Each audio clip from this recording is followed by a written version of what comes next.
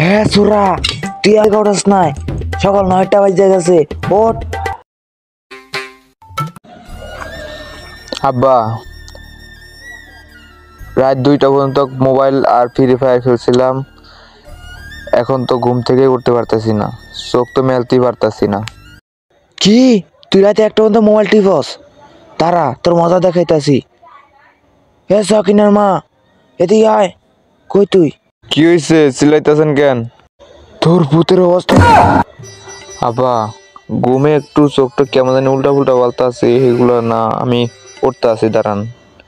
আচ্ছা, উঠতে আছি।